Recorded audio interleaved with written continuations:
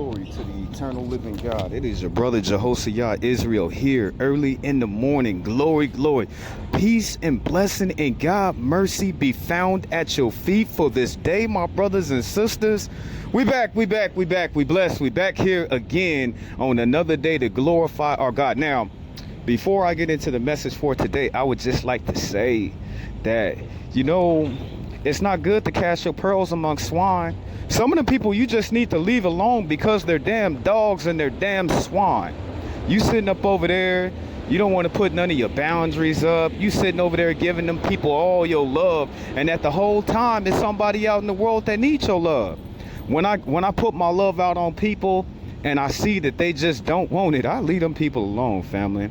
That's casting your pearls amongst swine. The goodness that's inside of you that you are willing to give to other people, not all people are going to receive those things. And in the process of them siphoning, of them draining all of your energy, your love is your energy, which is your protection. It really is, family. It really is. Guard your heart.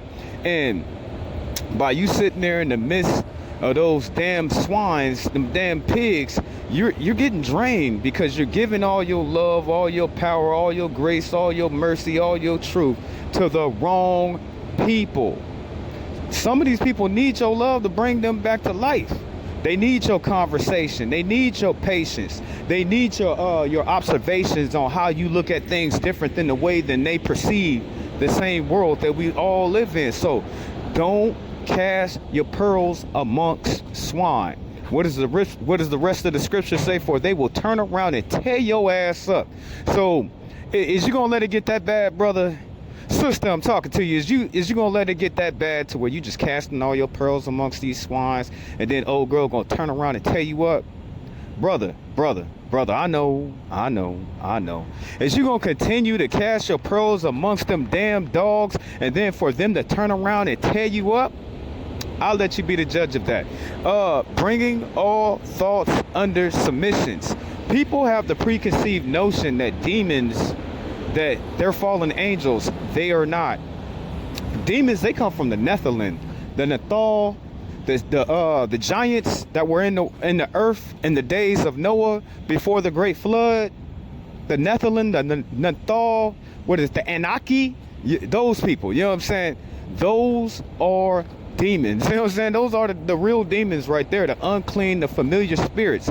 And you must understand with the powers of the forces of darkness and light that's in this world, as I sit here and speak, don't entertain bad thoughts. They the ones who's going to give you those bad thoughts. I kid you not. Every single thing that a man he think of does not come from him, because you have those unclean demon spirits running, traveling in dry places, whispering into people's ear. So at least half and half of those thoughts that came to that man's mind, it didn't originate from him. It came from an outside source, and that was demonic. Now that same man gave into those bad thoughts and he fed into it, so he went out there and he did something to somebody just on those bad thoughts. Bring all thoughts under submission. Bring all thoughts under captivity in your own mind, for all these things do not originate from us. You have unclean familiar spirits in the world. Not only would they like to be your friend, not only would they like to use your vessel, they also want to introduce these thoughts into your life to have you going out there sinning, brother, to have you going out there sinning. Now let's go ahead and get into ministry for today. Pass away. The godly often... Hold up, my bad. Isaiah 57:1 says, good people pass away. The godly often die before their time. But no one seems to understand that God is protecting them from the evil to come. Which means that because God can see the end from the beginning, sometimes in his mercy, he takes people home early. Isaiah 57:1. Now, me personally, I don't like it when people preach on the words and they take it out of context. They don't bring every single thing in it. Now, this preacher right here, he's in the realm of doing what he has to do. He's correct on every single thing that he said. I'll show you why. The righteous perish, and no one takes it to heart that the devout are taken away, and no one understands that the righteous are taken away to be spared from the evil. Now, that's why I say he preaching on word. You know what I'm saying? That's on word. He's not off on anything that he's saying.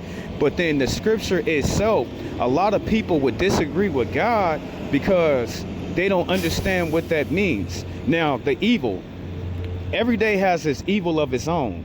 From what the Lord said, the day is evil. Every day has the evil on its own. So what if God took that person out before they got into a bad car accident? What if God let them come home and it was something to where their body was going to be mangled? What if God, you know what I'm saying? What if God spared that person from getting on that damn airplane and he crashed in the most horriblest death ever? It doesn't necessarily, it is that he take people away from bad things happening to him. So just imagine, what is the bad things that can befall a person that's so horrible that God will spare them from the life that they in like that? What kind of situations anybody can be in any day and God will spare? Okay, he'll do that. He'll spare a person's life. He might call them back home early, or maybe he'll just move them away from a whole situation. Maybe he'll move them off the job. Maybe he'll move them off the city. Maybe he'll move them off the state. Maybe he'll move them out the country. But he spares us from a life. What if that person would have got, if they would have kept on living, they would have got an infirmity, a sickness on their body to where that they would have been paining for the rest of their life? This is what we're talking about. So a lot of people would they would battle with that scripture. They would be at odds with the scriptures. But God, he spares us from things that befall us in our life. We're not talking about lessons that we need to learn. We're not talking about lessons that give us strength. We're not talking about furthering the depthness of your faith. We're talking about sparing your life for the bad things to come along the way. So who's to say if he's right or wrong? He got to be right if he don't want to see his child going through all that pain and all that suffering in their life. So I got to go ahead and get up out of here. But once more again, my brothers and sisters, in this day, stop casting your pearls amongst swine. Bring all thoughts under submission in this day, all your thoughts in captivity. This has been your brother Jehoshaphat Israel here in the house that God has made. Glory, glory to the eternal living God.